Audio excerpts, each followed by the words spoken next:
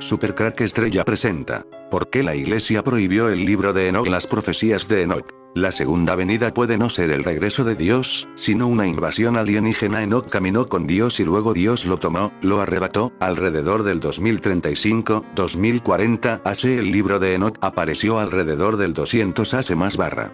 Considere también que Enoc dejó la tierra antes del diluvio, por lo que escribió no habría sobrevivido. Podemos concluir que el libro de Enoc no fue escrito por Enoc. Hay muchas profecías en la Torá, los escritos y los profetas que predicen el nacimiento del Mesías. De hecho, Daniel nos dijo el mismo día que el Mesías entraría en Jerusalén. Hay cosas en el libro de Enoc que contradicen directamente otras escrituras. También hay algunas cosas bastante extrañas en Enoc, especialmente cuando se trata del tema de los ángeles. Una forma de desviar nuestra atención de Dios es volver a enfocarla en los ángeles, o María. Santiago nos dice que incluso los demonios creen en Dios. Satanás conoce la Biblia al dedillo. Así que, si su intención es engañar, mezcle un poco de verdad con mucha falsedad. ¿Por qué la iglesia prohibió el libro de Enoc? El libro realmente describe casos de abducción humana por extraterrestres que ocurrieron hace miles de años. Y es cierto que contiene información que habla de nuestro pasado extraterrestre y la clave del futuro de la humanidad. La Biblia más antigua del mundo en Etiopía, uno de los templos alberga el santuario más valioso del cristianismo, el Evangelio de Garima. Los dos libros, ricamente ilustrados, datan del siglo VI DC. Esta es quizás la Biblia más antigua y completa del mundo, y la iglesia etíope es una de las primeras iglesias cristianas. Es curioso que la Biblia de la Iglesia Ortodoxa Etíope difiera de las sagradas escrituras aceptadas en otras denominaciones cristianas. Esta versión del Antiguo Testamento incluye un texto enigmático conocido como el Libro de Enoc. La Iglesia etíope considera canónico el Libro de Enoc, mientras que otras iglesias no lo consideran. La estirpe secreta del rey Salomón en el corazón de las tierras altas de Etiopía, en la región de Amara, se encuentra a 2630 metros de altitud, una ciudad impresionante y que guarda uno de los grandes misterios de Etiopía, la ciudad de Lalibela, en donde la construcción de sus iglesias monolíticas excavadas en la roca apenas es mencionada en las fuentes escritas. Hasta hace relativamente pocos años, Lalibela, Etiopía, era un lugar prácticamente inaccesible, lo que sumaba más exotismo y misterio al lugar y a la verdadera naturaleza de sus iglesias excavadas en la roca. Se requerían 4 días para poder realizar el recorrido en mula desde Desie, el último lugar al que llegaba la carretera. Hasta 1950, no fue posible acceder en coche al lugar. Aunque Lalibela no mantenga su aspecto tradicional, con casas circulares de piedra y techo de paja, todavía sigue existiendo allí una marcada dualidad entre las viviendas cuyas paredes están hechas de adobe y cubiertas de chapa y los edificios más altos, destinados especialmente al turismo. Pero, sin lugar a duda, lo que más impresiona de Lalibela son sus imponentes iglesias que, además, se encuentran completamente intactas. Este lugar, ya en el siglo XVI, era una auténtica zona de peregrinación etíope y, sin embargo, resultaba prácticamente desconocido para los europeos. El primero que vio estas iglesias fue el religioso portugués Francisco Álvares, 1521. En su obra, Preste Juan de las Indias, describió así a las iglesias. Me cansaba escribir más de estas maravillas, puesto que me parecía que me acusarían de falsedad. Hay mucho más de lo que he escrito, y lo he dejado para que no me acusen de decir mentiras. Sin embargo, la eclosión cultural, arqueológica, litúrgica y turística del lugar no se produjo hasta 1960, la dinastía de Salomón. Aunque se sepa poco de su realización, las iglesias están vinculadas directamente con la monarquía etíope y sus orígenes. Como establece Mario Sánchez Lorza, en su artículo Las iglesias monolíticas de Lalibela en Etiopía, patrimonio de la humanidad, la historia de sus gobernantes es en buena parte inventada, y nace del mito del rey Salomón y la reina de Saba. Sin embargo, la creencia en la existencia de una dinastía salomónica, que ha perdurado casi hasta nuestros días, sigue estando profundamente arraigada en el imaginario colectivo. El supuesto origen divino de los monarcas etíopes ha hecho que política y religión fueran de la mano durante siglos. Una mezcla de realidad y mito conforman los orígenes de Etiopía, en donde el cristianismo ortodoxo egipcio determinó completamente su historia y ayudó posteriormente a que Etiopía no fuese ocupada durante el período colonialista europeo, a excepción de la ocupación italiana, entre 1936 y 1941, cuando pasó a llamarse Abisinia. Construcciones celestiales. Estas iglesias están dispuestas en dos zonas distintas, divididas por el río Jordán, un río artificial que fue excavado sobre las rocas precisamente en el momento en el que estas iglesias se estaban esculpiendo. Cuenta, a su vez, con un origen legendario, ya que la idea general es que recibió su nombre con posterioridad a la vuelta de la libela de Jerusalén. Esta iglesia es la única que posee una forma cruciforme simétrica. Según Mario Sanselorsa, de acuerdo con la leyenda, fue la última iglesia en ser construida, ya que se hizo a instancias del propio San Jorge, enojado por no habérsele dedicado ninguna de ellas. Por ello, en el Sancta Sanctorum de esta iglesia, se puede encontrar una pintura de San Jorge matando al famoso dragón. Pero sin duda, lo más curioso de esta construcción es que es la que mejor conservada está, puesto que las demás, a lo largo del tiempo han sufrido filtraciones de agua de las que la Unión Europea y la UNESCO se han encargado de proteger. La vez que un ovni destruyó una aldea en Etiopía dentro de la casuística ovni, existen siniestros episodios donde el fenómeno ha causado nefastas consecuencias sobre los testigos.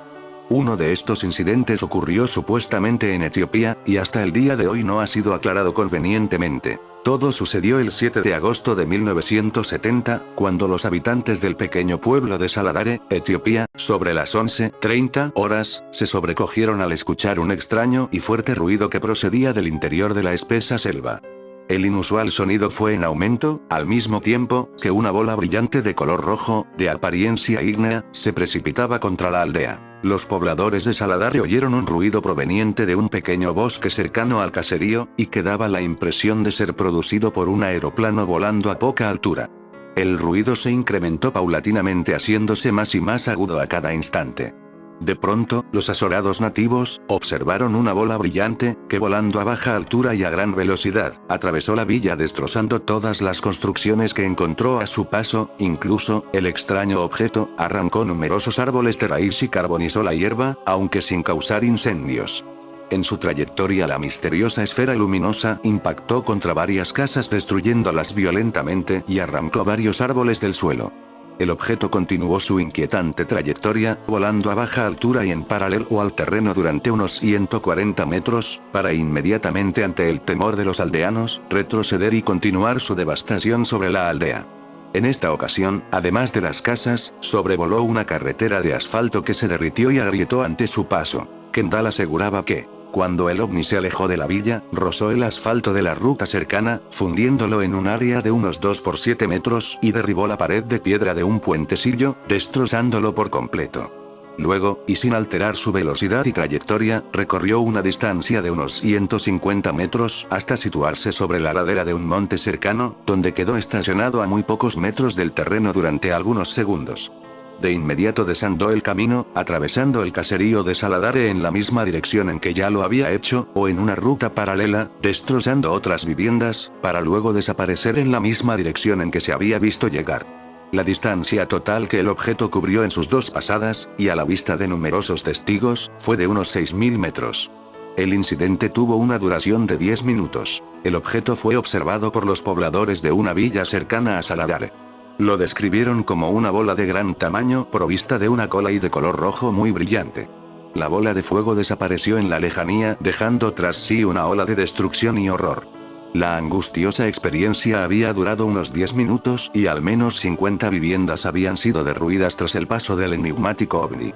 Tras su partida, los habitantes de la aldea comprobaron que un niño había muerto en las ruinas de una casa y al menos otras 8 personas presentaban heridas.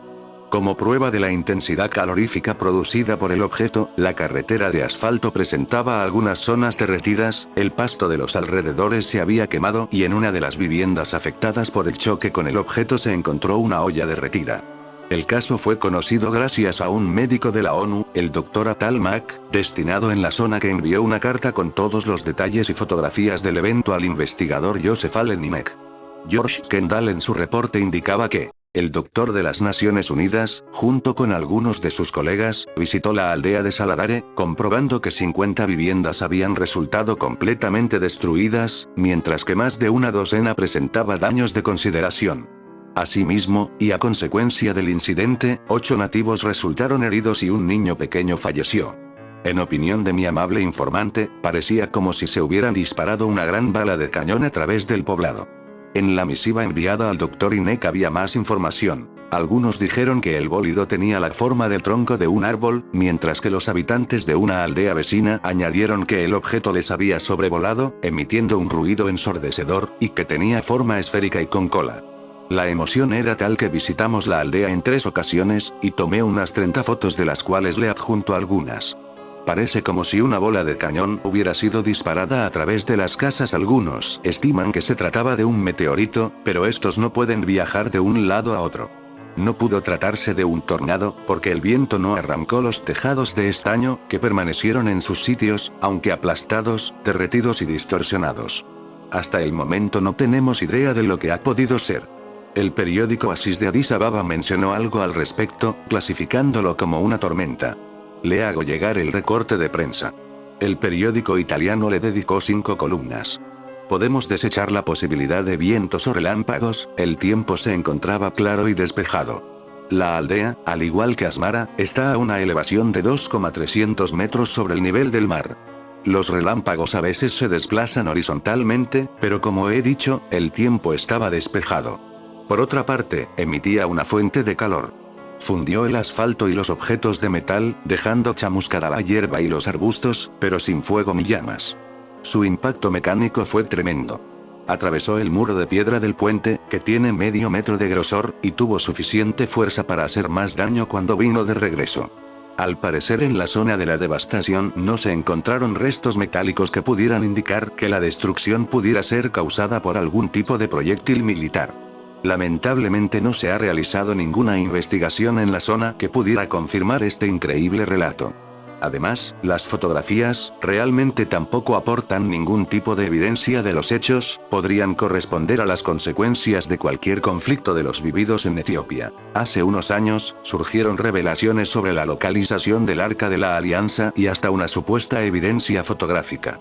La persona que afirmó haber visto e incluso fotografiado lo que él cree fue el arca, es Giuseppe Claudio Infranca. Giuseppe Claudio Infranca, arquitecto y profesor de restauración arquitectónica y arqueológica de la Universidad de Roma La Sapienza, Palermo, Reggio Calabria y el Politécnico de Bari, ha escrito un libro sobre su experiencia increíble personal, relativa a la Arca Santa. Él, a raíz de una misión arqueológica y de restauración de CNR en el Parque Obelisco de Aksum, fue invitado por el clero local para visitar el santuario de Santa María de Sion, gravemente dañada por los bombardeos en la cobertura de la Guerra Civil de Etiopía. En esa breve visita, Giuseppe Claudio Infranca se introdujo subrepticiamente en el Santa Santorum, que revela la presencia del arca bíblica del pacto. Según sus declaraciones, él estuvo en el lugar por 15 minutos aproximadamente. Desde el primer momento logró ver una pieza de oro macizo cubierta con un manto grueso y de color rojizo. También declaró haber tocado el manto, y percibido que se trataba de un tejido muy antiguo, grueso y pesado. Además afirma que minutos después de haber ingresado al recinto, comenzó a sentir un fuerte dolor de cabeza y un zumbido que se prolongó por varias horas. Pero, él fue sorprendido por un niño y un anciano, al parecer encargados de cuidar el lugar, sin embargo momentos antes pudo tomar una fotografía.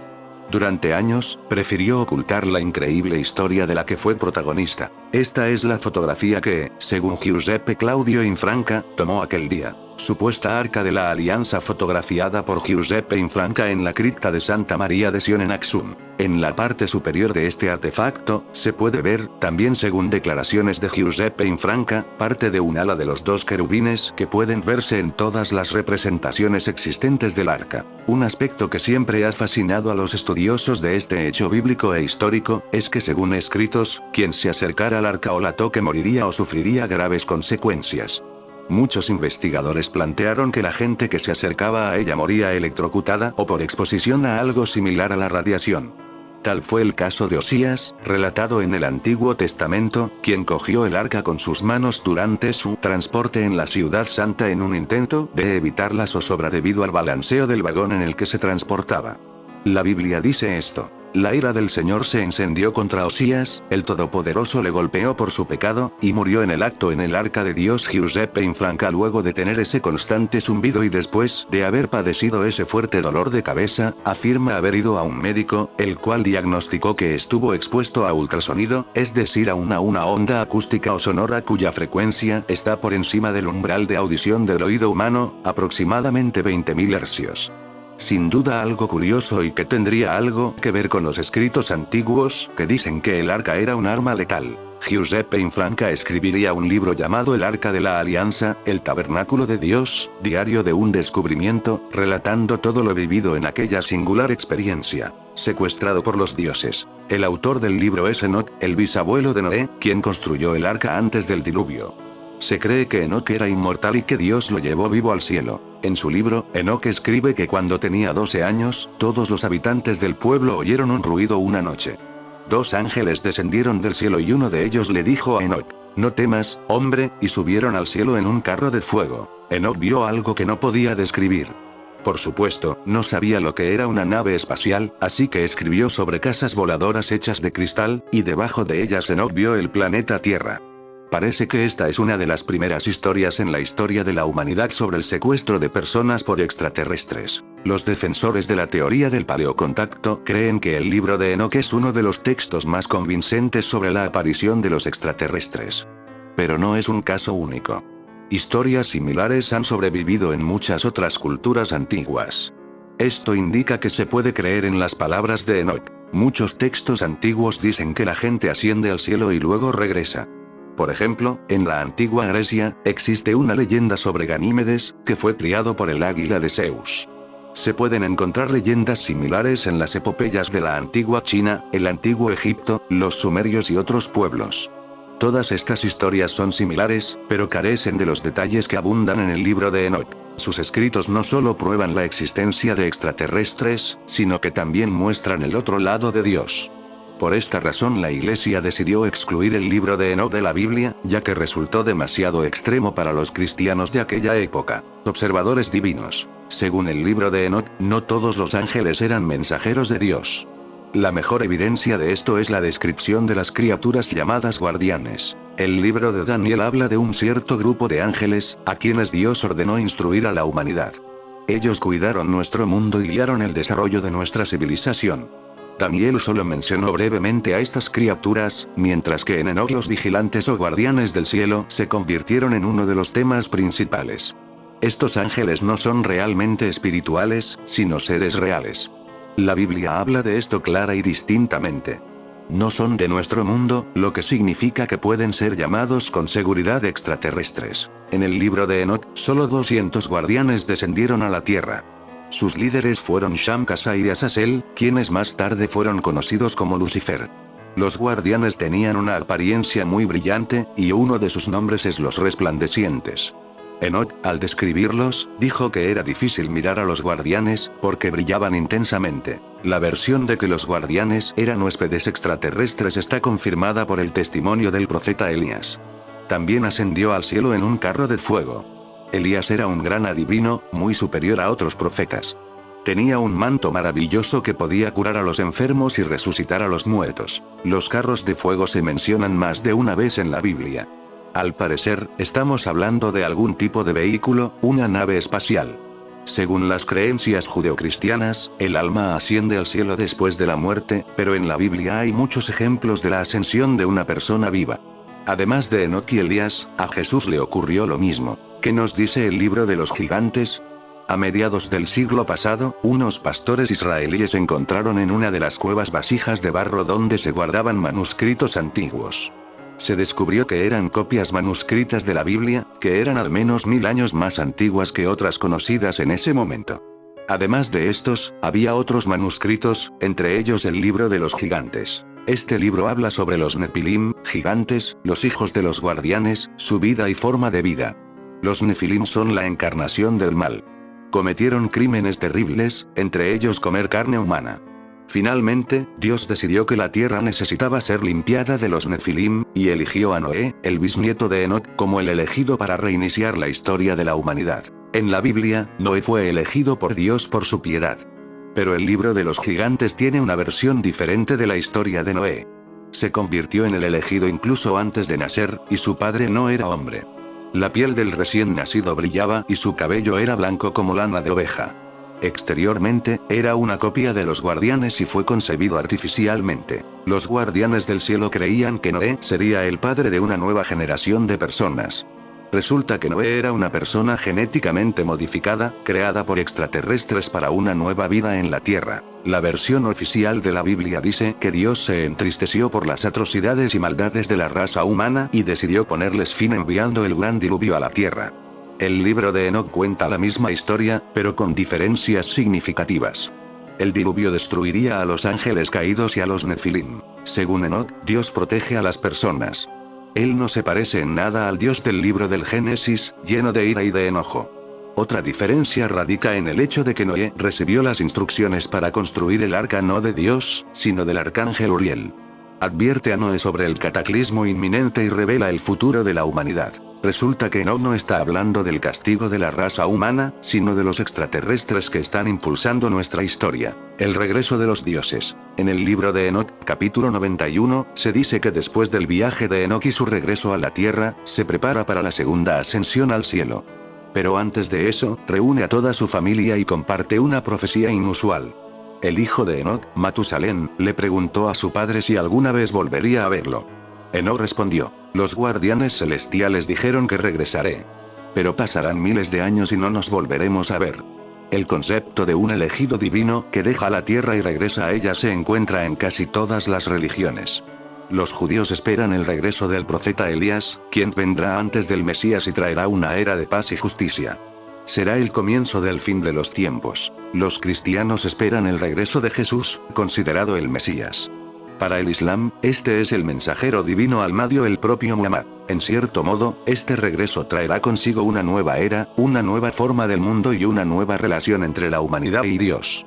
Estas profecías predicen que un cierto Mesías aparecerá en las nubes, acompañado por el ejército del cielo. ¿Podría ser posible que todos estos textos antiguos hablen de una determinada nave espacial y de una invasión extraterrestre de la Tierra? ¿Y deberían las enseñanzas de Enoc preparar a la humanidad para el día en que se abrirá ante nosotros una nueva realidad? En fin, amigo de Supercrack Estrella, si te gusta mi contenido, dedos arriba y comporte el video para no ser apagado por las élites.